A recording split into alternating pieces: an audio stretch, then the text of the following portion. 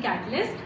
तो आज हम करेंगे बहुत ही इंपॉर्टेंट टॉपिक इस चैप्टर का, that is some basic concepts of chemistry class 11, that is mole concept. आपको पता है मोल कॉन्सेप्ट इतना ज़्यादा इंपॉर्टेंट है हर पेपर में, आपके बोर्ड्स के एग्जाम हो, जो सिंपल आपके स्कूल एग्जाम +1 के वो एग्जाम हो, जेईई हो, ठीक है, कोई भी कॉम्पिटिटिव एग्जाम हो, मोल कॉन्सेप्ट का 1 या 2 क्वेश्चन वहाँ पे जरूर आता है।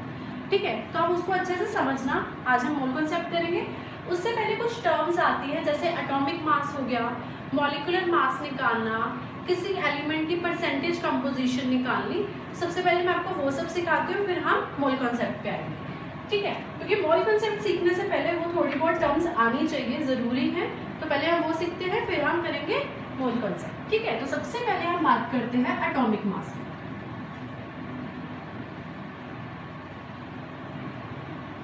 हमने जैसे लास्ट वीडियो में पढ़ा है, डाल्टन्स लॉ पढ़ा था, वहां पे हमने क्या बोला था कि जो भी कोई मैटर है वो हमेशा एक एटम से बना होता है। बहुत सारे एटम्स को जब हम कंबाइन करते हैं तो वहां पे हमारे पास मैटर बनता है।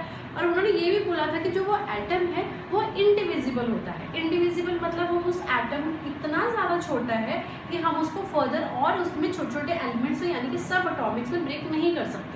ठीक है, बट जैसे आज की अगर हम स्टडी की बात करें तो एटम्स को भी हमने सब एटॉमिक एलिमेंट्स, सब एटॉमिक में तोड़ चुके हैं पार्टिकल्स में, जैसे कि इलेक्ट्रॉन्स हो गया, न्यूट्रॉन्स हैं, प्रोटॉन्स हैं, तो वो हम ब्रेक कर चुके हैं। बट उस टाइम पे क्या था कि एटम को हम इंडिविजिबल ही मानते थे।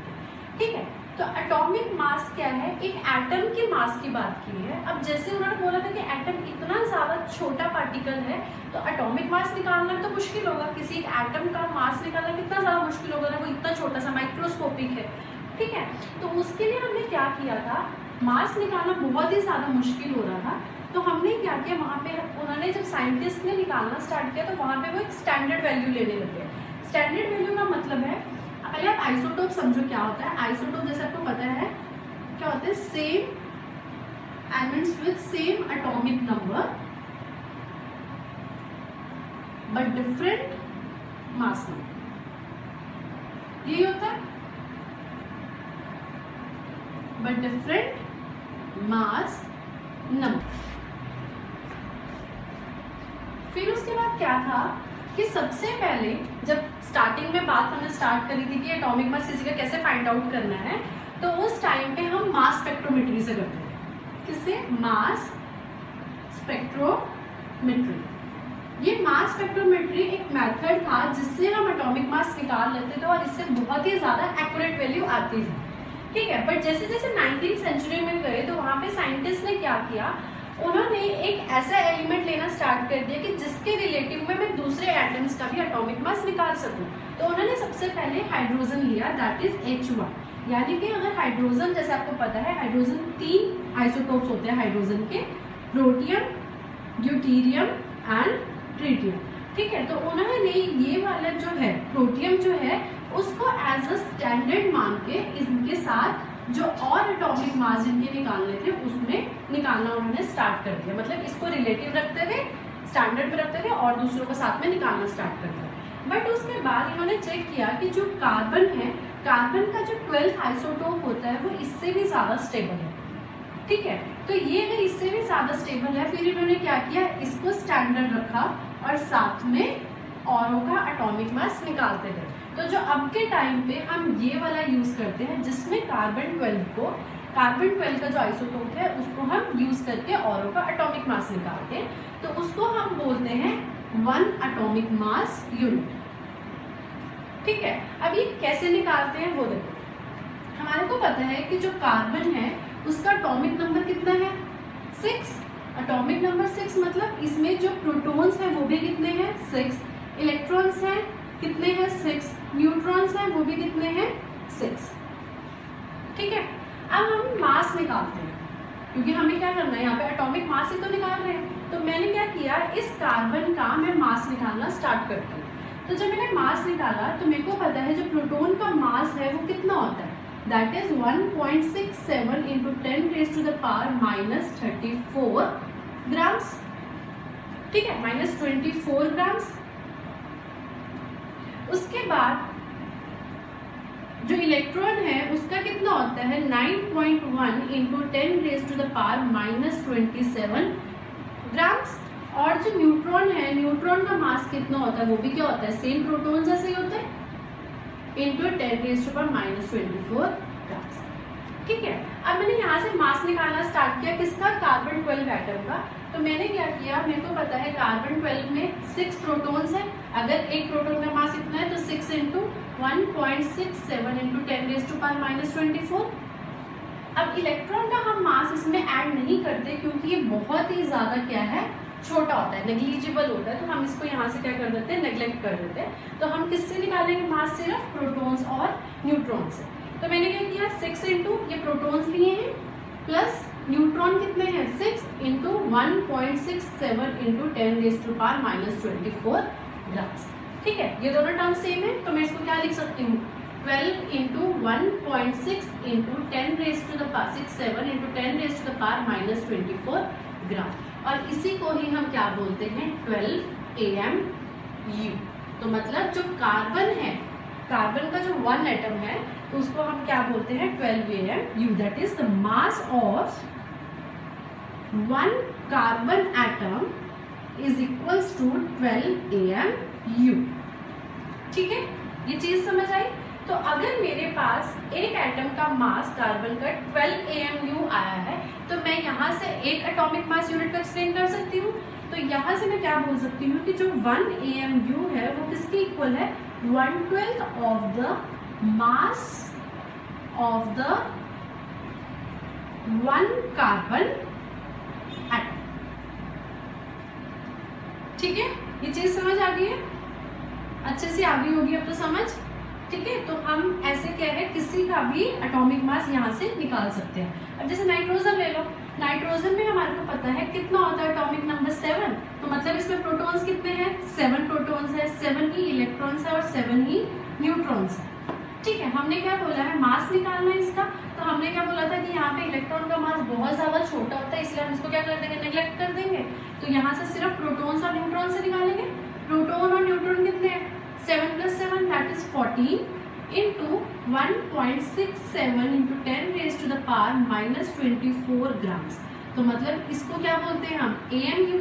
तो मतलब ये भी लिख लो कि 1 AMU जो है वो किसके इक्वल होता है, 1.67 इंटू 10⁻⁻24 ग्राम्स। ठीक है, तो किसके इक्वल आ गया, 14 AMU। तो मतलब नाइट्रोजन का जो एटॉमिक मास यूनिट है, मतलब एक एटम का मास है, वो किसके इक्वल है, 14। ठीक है, यहाँ से समझ आया, ये होता है एटॉमिक मास। अगर आपको डेफिनेशन, इसलिए ज्यादातर ये डेफिनेशन आती है कि what is 1 atomic mass unit. तो 1 atomic mass unit is equals to 1/12 of the mass of the 1 carbon atom. ठीक है, ये हो गया क्लियर। अब इसके बाद टर्म आती है मॉलिक्यूलर मास। ये भी याद रखना, ये 1 कैसे निकाला हमने, ये सेम हम मोल कॉन्सेप्ट में भी यूज करेंगे। ठीक है, अब नेक्स्ट है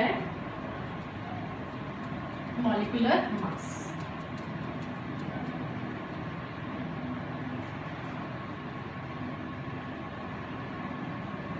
देखो, हमने क्या पढ़ा है कि एटम्स को जोड़ के हम क्या बनाते हैं, मॉलिक्यूल्स। एटम्स को जब हम जोड़ते हैं, बहुत सारे जब एटम्स होते हैं, तो वहां पे हमारे पास क्या बनता है, मॉलिक्यूल। ठीक है, तो अगर मैं एटॉमिक मास की बात करूं, तो मैं सारे एलिमेंट्स के अगर एटॉमिक मास को ऐड करती जाऊं, तो मेरे पास क्या आ जाएगा, मॉलिक्यूलर मास। ठीक है, क्योंकि मॉलिक्यूल होगा ना कोई ये, तो वो मॉलिक्यूल किससे बने होंगे, एटम से ही तो बने होंगे। तो उन सारे एटम्स का एटॉमिक मास को अगर मैं ज्वाइन कर दूं, तो मेरे पास क्या आ जाएगा, मॉलिक्यूलर मास। इजी है, देखो एग्जांपल्स के थ्रू समझाती हूँ। एग्जांपल लेते हैं वाटर का। ठीक है, मॉलिक्यूलर मास एटम का निकालना मैंने आपको सिखा दिया है। अब एक मॉलिक्यूल का मास कैसे निकालना। अब यहाँ पे देखो कितने एटम्स हैं, 2 एटम्स हैं, एक है हाइड्रोजन और एक है ऑक्सीजन। हाइड्रोजन का एटॉमिक मास कितना होता है, 1। ठीक है, ऑक्सीजन का एटॉमिक मास कितना होता है, 16। 8 is atomic number, atomic mass कितना होता है, 16। ज्यादातर वैसे तो अगर आपको नहीं भी याद तो क्वेश्चन में गिवन होगा। ठीक है, अगर कोई न्यूमेरिकल आए तो वहाँ पे गिवन होगा, वरना क्या करना, ज्यादातर के क्या होता है कि जो एटॉमिक नंबर है उसका डबल ही उसका एटॉमिक मास होता है। ठीक है, 2-3 एक्सेप्शंस आती हैं, जैसे सोडियम का 11 है एटॉमिक नंबर, बट उसका एटॉमिक मास कितना है 23। ठीक है, क्लोरीन का चलो 35.5 है, तो ऐसे कईयों के डबल ही है।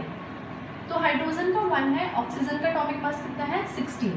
तो मैंने क्या निकालना है इसका मॉलिक्यूलर मास या मोलर मास, तो किसके इक्वल आएगा हाइड्रोजन 1, बट कितने हाइड्रोजन है यहाँ पे, क्योंकि एक एटम का एक है, तो 2 एटम्स का कितना होगा इंटू 2 प्लस 16 का कितना है एटॉमिक मास 1, तो मेरे पास कितना आ गया 2 + 16 इज इक्वल्स टू 18 यू, और इसके लास्ट में हम क्या लगाते हैं यू, दैट इज मॉलिक्यूलर मास के यूनिट्स। ठीक है, यहाँ तक आया समझ। नेक्स्ट एग्जाम्पल देखो, जैसे हम एग्जाम्पल लेते हैं और CH4 देखते हैं। ठीक है, यहाँ पे एक कार्बन है और 4 हाइड्रोजन है। एक कार्बन का एटॉमिक मास कितना होता है 12, हाइड्रोजन का कितना होता है 1। अब मॉलिक्यूलर फॉर्मूला क्या है, यहाँ पे कार्बन तो एक ही है, ऐड कर दिया मैंने, हाइड्रोजन का एक है, एक हाइड्रोजन का एक एटॉमिक मास है, तो 4 हाइड्रोजन का कितना होगा 1 × 4, मेरे पास कितना आ गया 12 + 4 इज इक्वल्स टू 16 यू। ठीक है, आया समझ। एक और दिखा दो एग्जाम्पल कोई, अब देख लो, जैसे NaOH का देखते हैं, NaOH। ठीक है, सोडियम का मैंने अभी बताया, सोडियम का एटॉमिक मास होता है 23, ऑक्सीजन का एटॉमिक मास कितना है 16, हाइड्रोजन का कितना है 1, और ये सारे एक ही एटम्स हैं, कोई डबल नहीं है, तो क्या करेंगे मॉलिक्यूलर मास के 23 + 16 + 1 इज इक्वल्स टू कितना है, ऐड करके इसको 23 16 1 40 आ गया, तो मतलब molecular mass of NaOH is 40 U। ये बहुत यूज होता है जब आप सॉल्यूशंस को वो भी करोगे, कंसंट्रेशन टर्म्स निकालोगे, मोलैरिटी के लिए, है ना, मोल्स में यूज करोगे, तो वहां पे मॉलिक्यूलर मास टर्म बहुत यूज होती है, तो इसको अच्छे से समझिए। ठीक है, एटॉमिक मास जैसे मॉलिक्यूल एटम से बना है, इनके एटॉमिक मासेस को ऐड कर दो तो आपके पास क्या आ जाएगा मॉलिक्यूलर मास। ठीक है, अब नेक्स्ट है एम्पिरिकल फॉर्म, पहले आता है परसेंटेज कंपोजिशन सिखाती हूँ।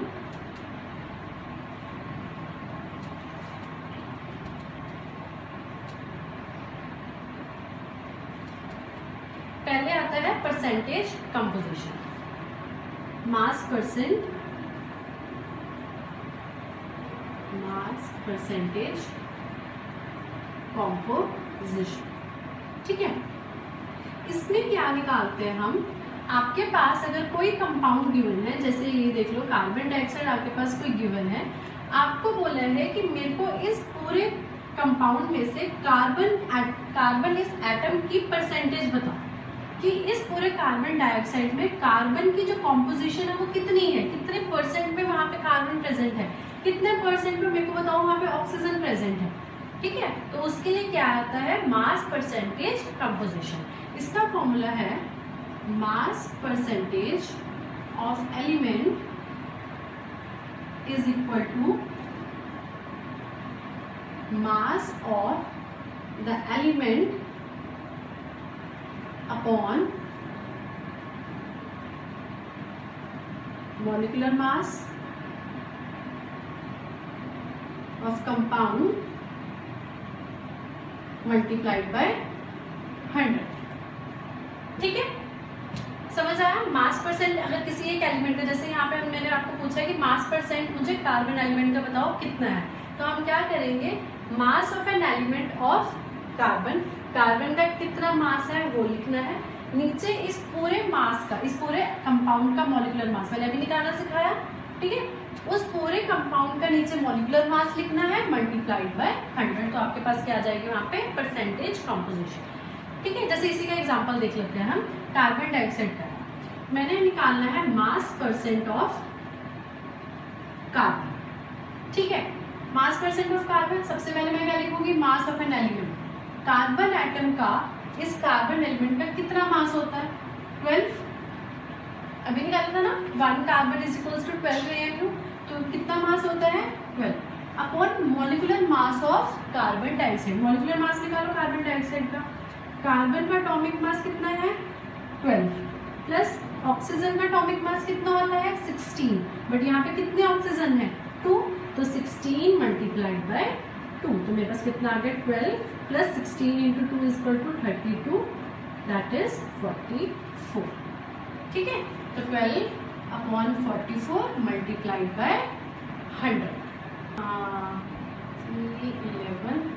300 अपॉन 11 दैट इज 27.27%। ठीक है, तो मतलब कार्बन इस कार्बन डाइऑक्साइड कंपाउंड में कितने परसेंट में प्रेजेंट है 27.27% में।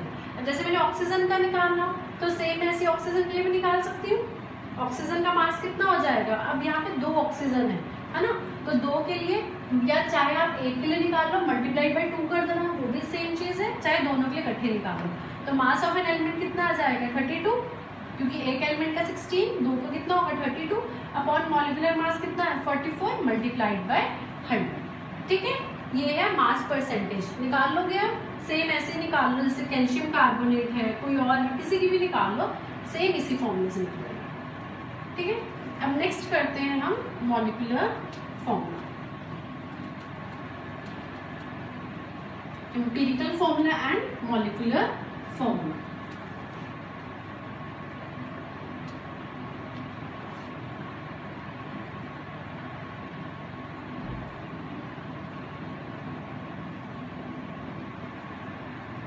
इसमें से भी क्वेश्चन जरूर आता है। ठीक है, किसी न किसी वे में घुमा फिरा के ये वाला क्वेश्चन जरूर दे देते हैं। मॉलिक्यूलर फॉर्मूला किसी कंपाउंड का आपको एलिमेंट्स दिए होंगे, वहां पे आपको मॉलिक्यूलर फॉर्मूला निकालना होता है। ठीक है, तो सबसे पहले आप एक स्टेप्स, यहाँ पे कुछ 4-5 स्टेप है। सबसे पहला स्टेप क्या है, आपको हमेशा जब भी ये क्वेश्चन गिवन होगा कि फाइंड द एम्पिरिकल फॉर्मूला या मॉलिक्यूलर फॉर्मूला, तो वहां पे एलिमेंट्स की कुछ परसेंटेज कंपोजिशन गिवन होगी। ठीक है, जैसे मान लो जैसे कोई एग्जांपल है, मैंने कार्बन बोला, कार्बन यहाँ पे प्रेजेंट है 13%। ठीक है, ऑक्सीजन जो है, जस्ट ये मैं ऐसे रैंडम ले रही हूँ। ठीक है, ऑक्सीजन है वो आपके पास प्रेजेंट है यहाँ पे 28%। तो जब भी आपको बाय मास होता है ये, ठीक है, तो जब भी आपको ऐसे कुछ गिवन है बाय मास, तो आपने क्या करना है, इस 13% का मतलब ही क्या है 13 ग्राम। मतलब क्या है कि उन्होंने बोला है कि जो कार्बन है आपका वो 13% प्रेजेंट है एक कंपाउंड में, आपको उस कंपाउंड का फॉर्मूला बताना है। और ये क्या है, इस 13% का मतलब है 13 ग्राम। ऑक्सीजन का है 20%, तो इसका मतलब है 28 ग्राम बाय मास। ठीक है, तो सबसे पहला क्या है, स्टेप क्या है कि आपने जो भी परसेंटेज कंपोजिशन है उसे ग्राम्स में कन्वर्ट करना है। ये आगे समझ। उसके बाद सेकंड स्टेप क्या है, आपने इनके नंबर ऑफ मोल्स निकालने हैं, नंबर ऑफ मोल्स। अब नंबर ऑफ मोल्स के लिए फॉर्मूला क्या है, number of moles is equals to given mass. ये लिख लो, बहुत इंपॉर्टेंट है, हर बार यूज होता है ये फॉर्मूला, हर न्यूमेरिकल में इस चैप्टर में तो यूज होगा। ठीक है, number of moles is equals to given mass upon molecular mass. ठीक है, गिवन मास का मतलब जो भी आपको मास गिवन है, जैसे यहाँ पे कितना मास गिवन था 13% गिवन थी कंपोजिशन की, मैंने किसमें कन्वर्ट कर लिया इसको 13 ग्राम्स में। तो कितना परसेंट गिवन है कितना मास गिवन है 13 ग्राम अपॉन मॉलिक्यूलर मास। इस कंपाउंड का कितना मॉलिक्यूलर मास है, यानी इस वाले का, तो मेरे पास क्या आ जाएगा, number of moles is equals to given mass कितना है 13 upon molecular mass is, molecular mass किसका निकालना है, नंबर ऑफ मोल्स कार्बन की निकाल रहे हैं, तो कार्बन का मॉलिक्यूलर मास यानी कि एटॉमिक मास कितना है 12। तो जो भी यहाँ पे वैल्यू आएगी वो आगे मेरे पास नंबर ऑफ मोल्स। ऐसे ही उसके बाद मैं ऑक्सीजन के भी नंबर ऑफ मोल्स निकाल लूंगी, किस फॉर्मूले से, यही गिवन मास अपॉन मॉलिक्यूलर मास। गिवन मास कितना है 28 ग्राम, मॉलिक्यूलर मास ऑक्सीजन में कितना है 16, तो 28 अपॉन 16 करके कुछ मेरे पास पॉइंट्स में आंसर आएगा, तो वो क्या आ जाएंगे नंबर ऑफ मोल्स। ठीक है, जब ये नंबर ऑफ मोल्स आ गए तो थर्ड पॉइंट हमारा क्या है, इन नंबर ऑफ मोल्स जितने भी आपके पास नंबर ऑफ मोल्स आए हैं उसमें से जिसकी वैल्यू सबसे कम होगी, जैसे आपके पास मान लो यहाँ पे मेरे पास सॉल्व करके आया किसी का 0.678, फिर उसके बाद आया 0.218 और उसके बाद आया 0.007।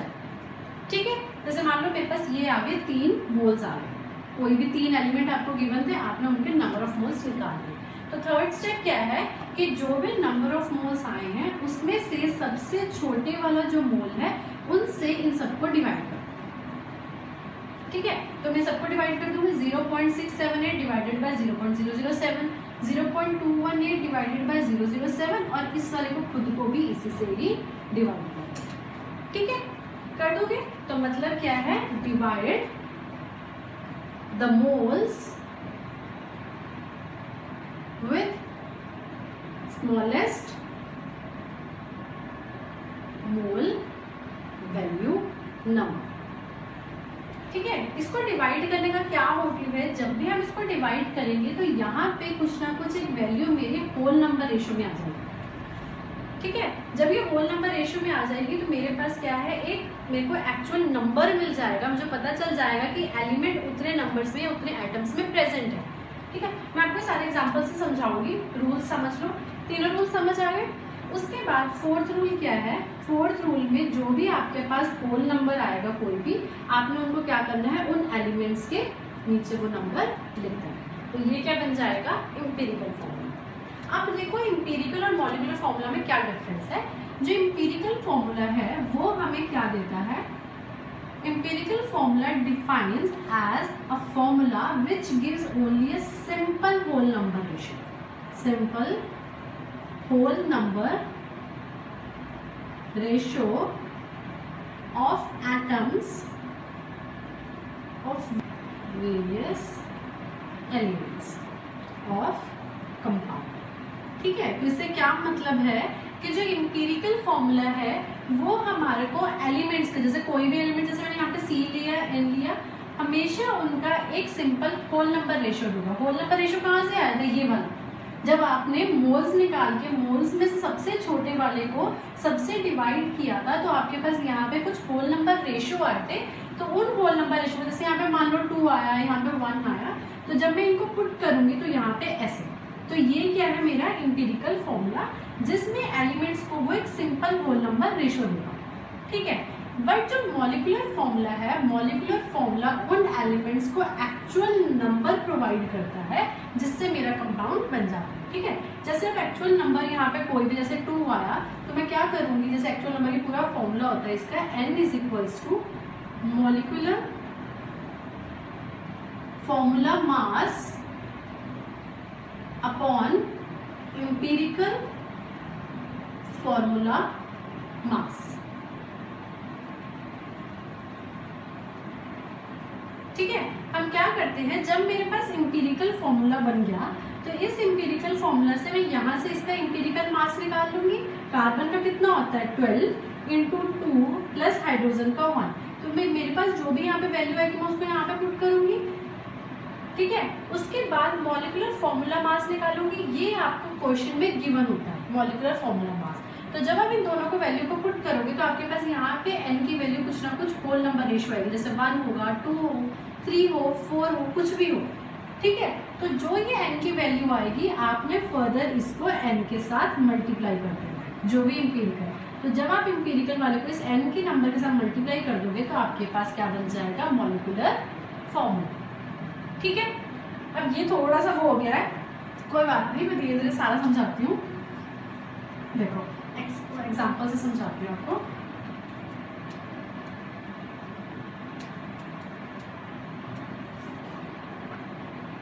एग्जाम्पल देखो इसका,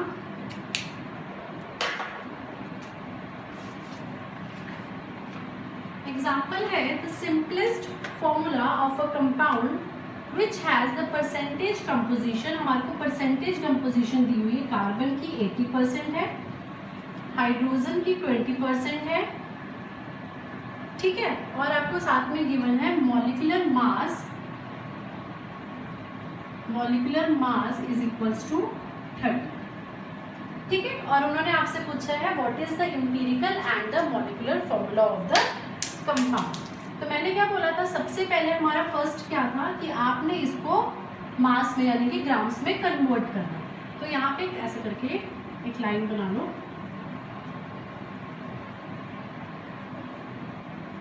ठीक है, सबसे पहले हम यहाँ पे लिखेंगे एलिमेंट्स, फिर यहाँ पे लिखेंगे परसेंटेज कंपोजिशन।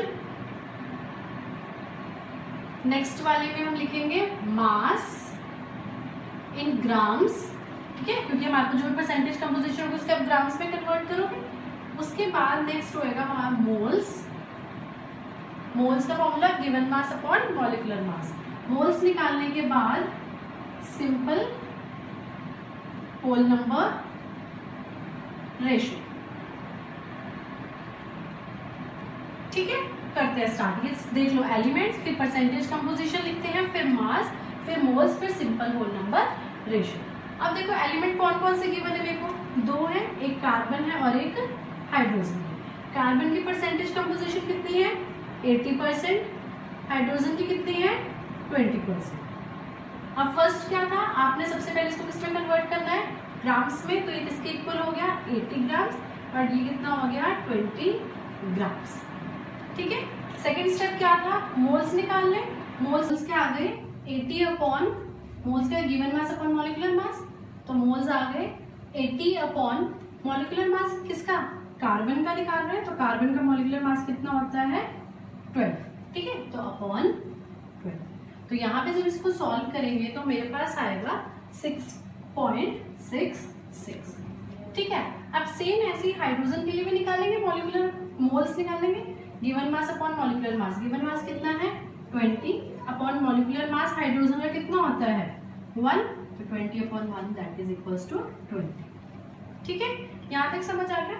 उसके बाद थर्ड स्टेप हमारा क्या था कि जो भी मोल्स हमारे पास आएंगे उसमें मोल्स में से सबसे पहले छोटी वैल्यू ढूंढनी है। दो मोल्स की वैल्यू है, एक है ये और एक है ये, तो छोटी वैल्यू कौन सी है ये वाली, तो इस वाली वैल्यू से जितने भी मोल्स हमारे पास आए हैं उन सबको क्या कर दो डिवाइड, तो 20 अपॉन 6.66 और इस वाले को भी किससे कर देंगे 6.66, ठीक है।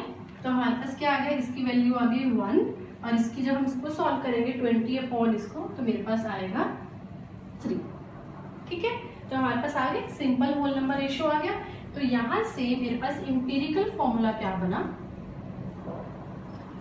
Empirical formula is equals to C कितना है 1, H कितना आया है 3, तो क्या बन गया CH3। इंपीरिकल फॉर्मूला मैंने ये बताया था ना कि ये जस्ट एक सिंपल होल नंबर रेशियो बताता है, बट मॉलिक्यूलर फॉर्मूला क्या बताता है हमें एक्चुअल नंबर बताता है, ठीक है। अब उसके बाद क्या करना है, हमने n की वैल्यू निकालनी है। n क्या था, मॉलिक्यूलर फॉर्मूला मास, molecular formula mass upon empirical formula मास। मॉलिक्यूलर फॉर्मूला मास मैंने बोला था आपको गिवन होगा, तो यहाँ पे क्वेश्चन में गिवन था मॉलिक्यूलर मास कितना था 30 अपॉन एम्पिरिकल फॉर्मूला मास। एम्पिरिकल फॉर्मूला क्या है ये, तो इसका मास कैसे निकालेंगे, कार्बन का कितना होता है 12, हाइड्रोजन का 1, बट कितने हाइड्रोजन है 3, तो मेरे पास कितना आ गया 15, तो 30 अपॉन 15 इज इक्वल्स टू 2। मेरे पास n की वैल्यू कितनी आई 2। अब मैंने क्या बोला था कि मॉलिक्यूलर फॉर्मूला क्या होगा, तो मॉलिक्यूलर फॉर्मूला क्या बना, जो भी n की वैल्यू आएगी मल्टीप्लाइड बाय एम्पिरिकल फॉर्मूला,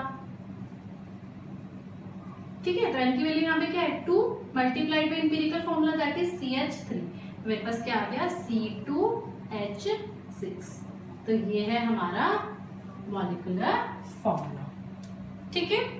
आगे समझ कैसे करना है, सेम वही है, पहले आपने परसेंटेज है ग्राम्स पे करना है, फिर मोल्स निकालने हैं, फिर मोल्स में जो छोटी वैल्यू होगी उसे डिवाइड करके सिंपल होल नंबर रेशियो आ जाएगा, फिर उस सिंपल होल नंबर रेशियो से आपके पास इंपीरिकल फॉर्मूला बन जाएगा, फिर फॉर्मूला निकालना है, मतलब n की वैल्यू निकालनी है, मॉलिक्यूलर फॉर्मूला मास आपको क्वेश्चन में गिवन है, इंपीरिकल फॉर्मूला मास निकाल लो, वैल्यू आ गई, उस 2 को क्या करना है इंपीरिकल फॉर्मूला से मल्टीप्लाई कर देना है, तो आपके पास क्या जाएगा मॉलिक्यूलर फॉर्मूला, ठीक है। इजी है। एक बार ये चैप्टर फिनिश हो जाए, अभी तो मैं आपको एक एक ही न्यूमेरिकल करवा रही हूँ, चैप्टर फिनिश हो जाएगा तो फिर हम और एक्स्ट्रा करेंगे क्वेश्चंस, ठीक है। अब नेक्स्ट टॉपिक है मोल कॉन्सेप्ट।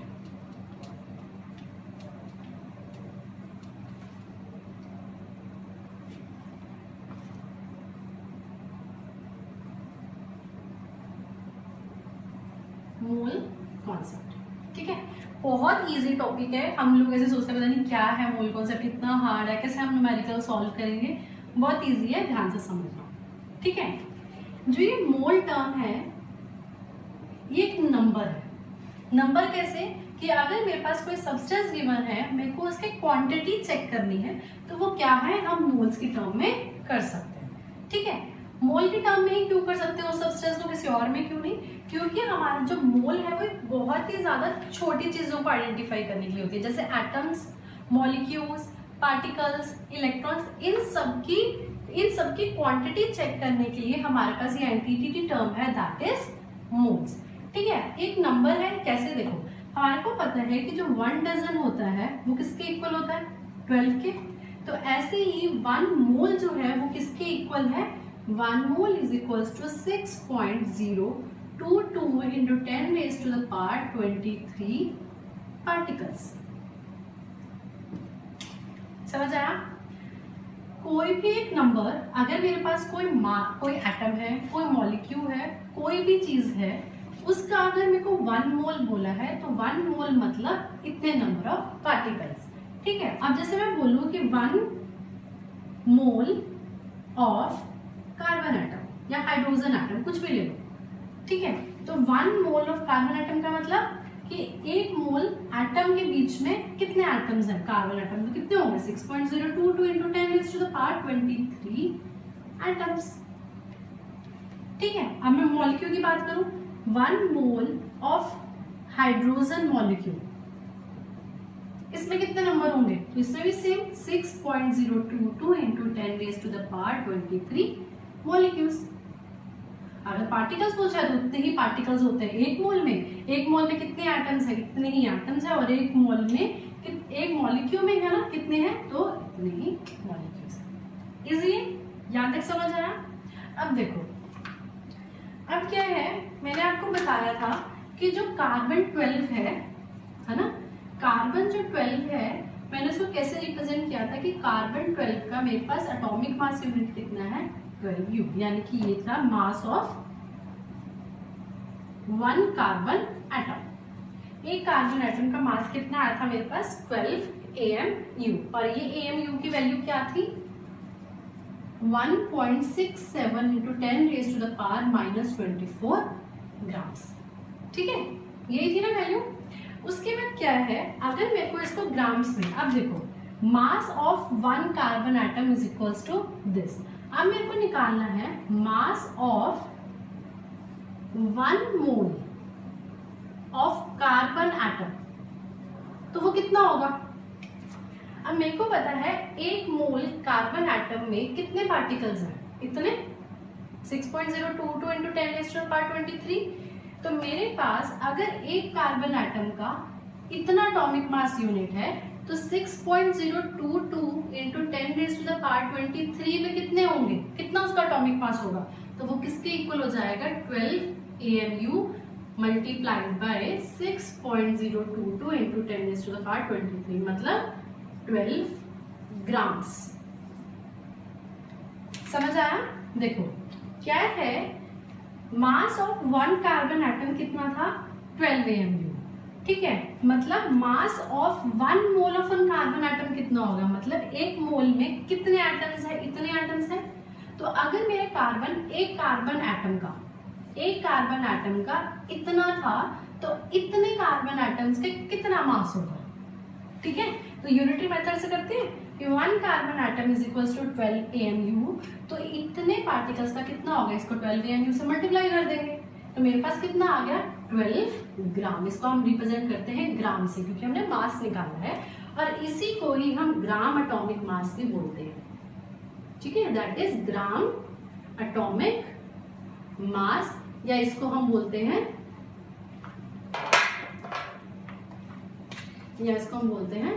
मोलर मास या मॉलिक्यूलर मास, जो मैंने आपको निकालना सिखाया था। ठीक है, ये चीज समझ आ गई। अब देखो, हाँ, और ये भी देख लो कि जो ये वाला हमने पार्टिकल्स लिखे थे, इन पार्टिकल्स को हम एवोगैड्रो पार्टिकल्स भी बोलते हैं। एवोगैड्रो नंबर्स, जिसको हम रिप्रेजेंट करते हैं capital N with small e।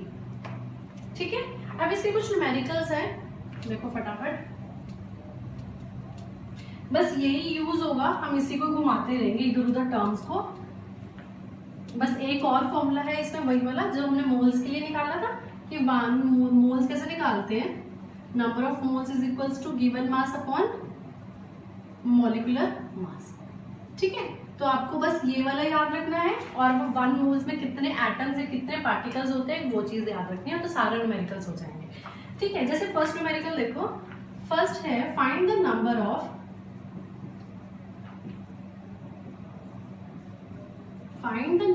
Of carbon atoms present in 24 gram of carbon. ठीक है, हमारे को क्या निकालना है, number of carbon atoms, number of moles,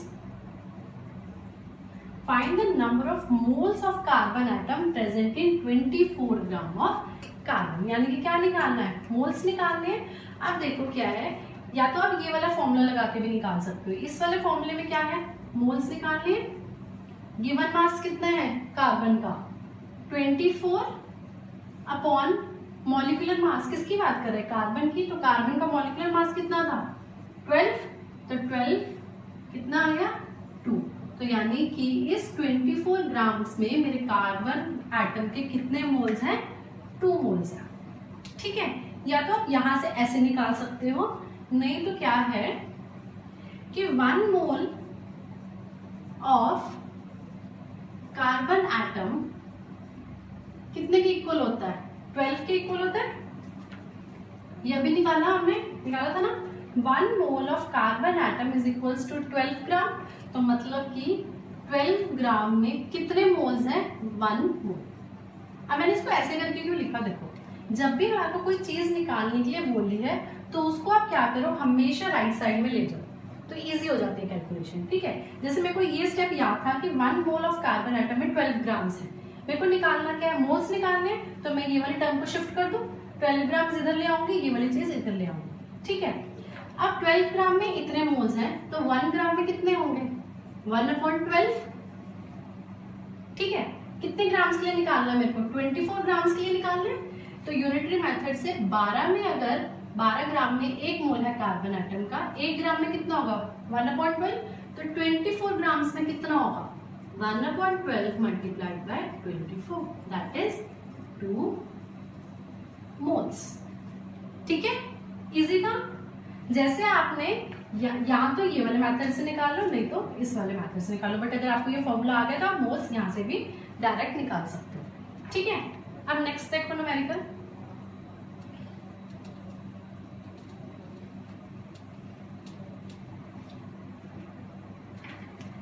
next question है find the number of moles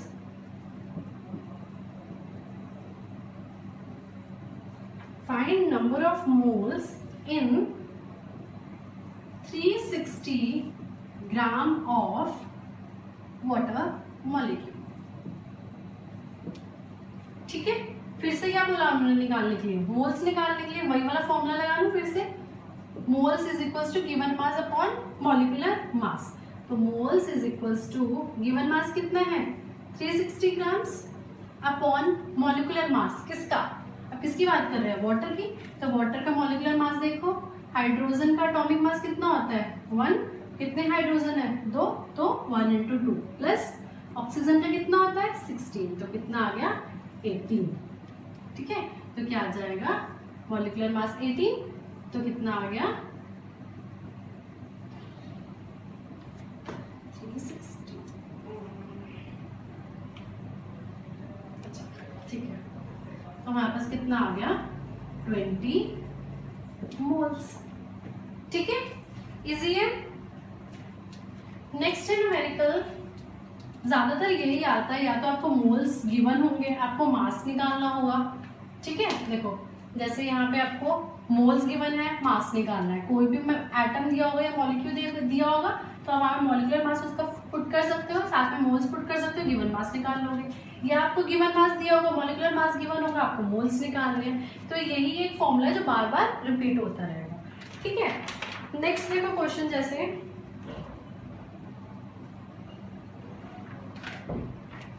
find the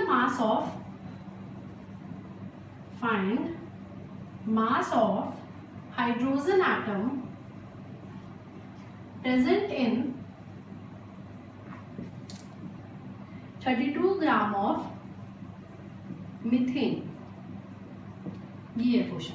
find the mass of, जैसे मैंने बताया था, अब क्या बोल दिया उन्होंने, मास निकालने के लिए। Find the mass of hydrogen atom present in 32 gram of methane. तो हम सबसे पहले क्या करेंगे, मीथेन के नंबर ऑफ मोल्स निकाल लेंगे। तो मेरे पास क्या आ जाएगा, moles is equals to given mass कितना है 32, मॉलिक्यूलर मास ऑफ मीथेन कितना है, कार्बन का 12, हाइड्रोजन का 1 इंटू 4, तो कितना आ गया 12 plus 4 that is equals to 16। आ गया 16। तो नंबर ऑफ मोल्स कितने आ गए 2 मोल्स मीथेन के प्रेजेंट है कब, जब 32 ग्राम यूज कर रहे हैं। ठीक है, तो क्या है कि 1 मोल ऑफ मीथेन में, ये जो 1 मोल मीथेन है उसमें कितने एटम्स प्रेजेंट है हाइड्रोजन के, तो 4 मोल्स ऑफ हाइड्रोजन एटम। हम क्यों कर रहे हैं ये, देखो हमारे को मास निकालना है। मास निकालना है मतलब पहले मोल्स और मॉलिक्यूलर मास पता होना चाहिए। तो हम क्या निकाल रहे हैं, यहाँ से मोल्स निकाल रहे हैं। तो 1 मोल ऑफ मीथेन में 4 मोल्स ऑफ हाइड्रोजन एटम है, तो 2 मोल्स ऑफ मीथेन में कितने होंगे, क्योंकि हमने जब निकाला था मोल्स मीथेन के तो कितने आए थे 2 आए थे।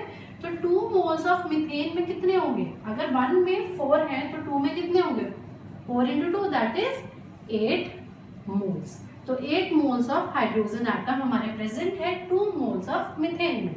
मोल्स आ गए, मोलिकुलर मास भी पता है हाइड्रोजन का, मास निकाल सकते हैं। तो वही फॉर्मूला लगाएंगे, moles is equals to mass upon molecular mass. Moles कितने हैं 8, मास हमने निकालना था, अपॉन मॉलिक्यूलर मास हाइड्रोजन का कितना होता है 1, तो मेरे पास मास क्या आ गया 8 ग्राम्स। यही तो निकालना था हमें। Find the mass of hydrogen atom present in 32 gram of methane. तो क्या आंसर आया 8 ग्राम्स। ठीक है, आ गया ना समझ। नेक्स्ट है, एक दो और न्यूमेरिकल्स देख लो, क्लियर हो जाएगा आपको। नेक्स्ट न्यूमेरिकल देखो, जैसे find the number of atoms, find the number of atoms present in P4, present in 4 moles of P4 atom। ये P4 atom क्या है, फॉस्फोरस का। ठीक है, फॉस्फोरस फॉर्मूला क्या होता है P4। तो find the number of atoms present in 4 moles of phosphorus atom. ठीक है, अब हमको क्या निकालना है, नंबर ऑफ एटम्स निकालने हैं। हमें पता है कि जो 1 मोल ऑफ फॉस्फोरस है, किसी का भी हो, आपको पता है 1 मोल ऑफ फॉस्फोरस में कितने एटम्स प्रेजेंट होते हैं, हमने पहले पढ़ चुके हैं। 1 मोल में कोई भी एटम हो, कार्बन हो, हाइड्रोजन है, फॉस्फोरस कोई भी है, कितने एटम्स हैं 6.022 into 10 raise to the power 23 atoms. ठीक है, अगर 1 मोल में इतने हैं तो 4 मोल्स में कितने होंगे 4 multiplied by 6.022 into 10 raised to the power 23 atoms। ठीक है, इसको सॉल्व करेंगे तो आंसर आएगा 2.4092 into 10 raised to power 24 atoms। ठीक है, मतलब आपको मोल्स निकालना भी आ गया, गिवन मास अपॉन मॉलिक्यूलर मास करके, मास निकालना भी आ गया। कैसे निकालना है, मोल्स की वैल्यू या मॉलिक्यूलर मास की वैल्यू होगी तो आप मास निकाल सकते हो वहां से। नंबर ऑफ एटम्स आए कहीं पे निकालना, तो आपको पता है 1 मोल, कोई भी एटम यहाँ पे दिया हो, कोई मॉलिक्यूल हो, कोई एलिमेंट हो, कुछ भी हो, तो 1 मोल में कितने होंगे, इतने एटम्स या इतने पार्टिकल्स या इतने मॉलिक्यूल्स। तो 4 मोल्स के लिए बोला है तो उसको क्या करेंगे, हम मल्टीप्लाई कर देंगे। ठीक है, ये भी हो गया। अब एक नेक्स्ट न्यूमेरिकल देखो, और उससे पहले एक लाइन लिख लो,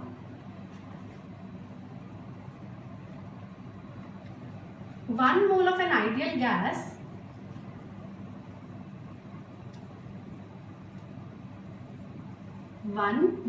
ideal gas at STP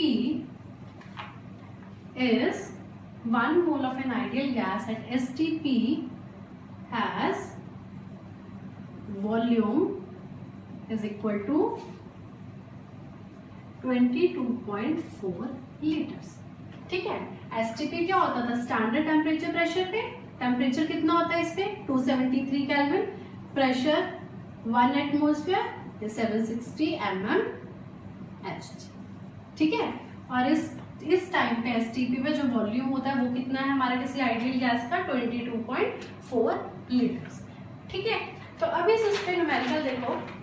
numerical है calculate the number, calculate the volume occupied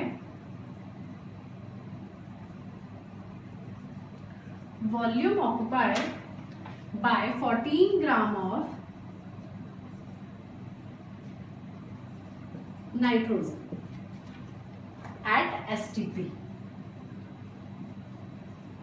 calculate the volume occupy by 14 gram of nitrogen at STP. हमने अभी पढ़ा कि 1 मोल ऑफ कौन सी गैस बोली है? नाइट्रोजन। तो 1 mole of nitrogen gas as at STP is equals to 22.4 litres. ठीक है, वॉल्यूम ही तो है, हमें वॉल्यूम निकालने के लिए बोला है। अब क्या है, मैंने तो आपको बताया था कि जब भी हमने वॉल्यूम वगैरह कुछ निकालना हो तो हम इस साइड पे लिख लेते हैं, इस साइड पे है। ठीक है, बट यहाँ पे क्या है मेरे पास? इन्होंने तो बोला 14 ग्राम से निकालो, बट मेरे पास क्या है? यहाँ पे मोल टर्म है। तो हमारे को पता है कि 1 मोल ऑफ नाइट्रोजन जो है किसके इक्वल है? वो 28 ग्राम्स के, क्योंकि एक नाइट्रोजन का एटॉमिक मास कितना होता है? 14, तो 2 का कितना होगा? 28 ग्राम्स। ठीक है, तो मतलब 1 मोल का मतलब है 28 ग्राम of nitrogen at STP has volume of 22.4 liters। ठीक है, तो 1 ग्राम के लिए कितना होगा? 22.4 अपॉन 28। ये तो 1 के लिए आ गया, हमने निकालना किसके लिए? 14 ग्राम्स के लिए। तो 14 ग्राम्स के लिए कितना होगा? 22.4 अपॉन 28 मल्टीप्लाइड बाय 14। तो जब इसको सॉल्व करेंगे तो हमारे पास आएगा 11.2 लीटर्स। ठीक है, तो हम ऐसे वॉल्यूम निकाल लेते हैं। ये लाइन है, इसको स्टार डाल के लिख लेना कि 1 mole of an ideal gas at STP has a volume of equal to 22.4 litres. ठीक है, तो ये था मोल कॉन्सेप्ट। सारे हमने न्यूमेरिकल्स कर लिए, बहुत इजी है। और जो न्यूमेरिकल्स है वो मैं आपको एक्स्ट्रा क्लास में करवाऊंगी किसी दिन। ठीक है, इस चैप्टर का एक लास्ट टॉपिक बचा है जो हम नेक्स्ट वीडियो में करेंगे। ठीक है, इतना आप प्रैक्टिस करो इन चैप्टर की जितना हमने कर लिया है। अगर आपको मेरी वीडियो अच्छी लगी हो तो like, share and subscribe. Thank you.